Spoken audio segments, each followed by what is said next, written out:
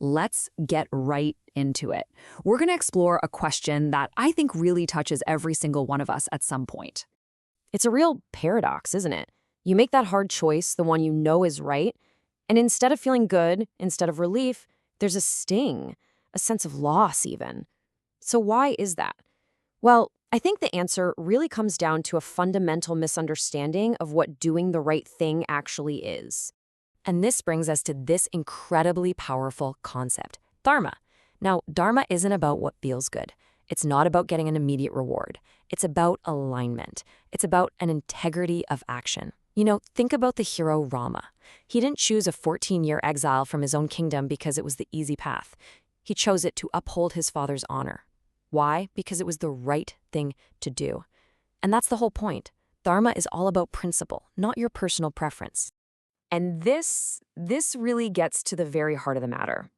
We're all sort of conditioned to believe that if we do good things will immediately happen to us. But the path of integrity, the path of Dharma, it doesn't promise comfort. In fact, more often than not, it promises the exact opposite, at least in the beginning. Before it builds you up, it has to break you down. You see, this path of doing right, it isn't really about adding things to your life. It's about taking things away. It's a process of removal, of stripping everything down to what is absolutely essential and true. So what's the very first thing to go? Your ease.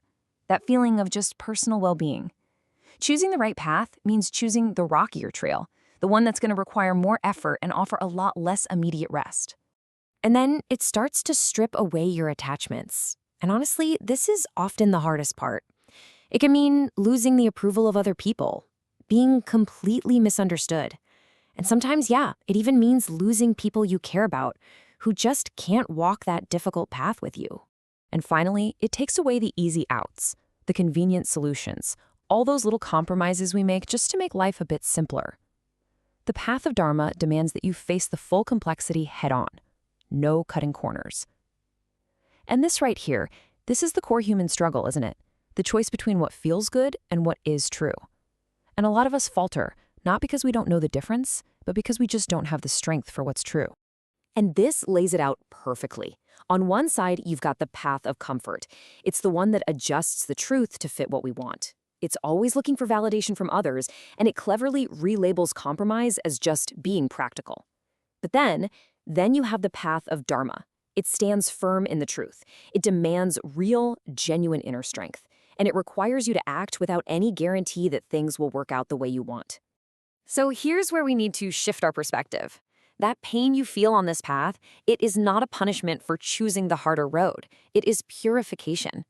Think of it like a fire that burns away everything that's weak, everything that's false, everything that's dependent inside your character. And what's left after that fire?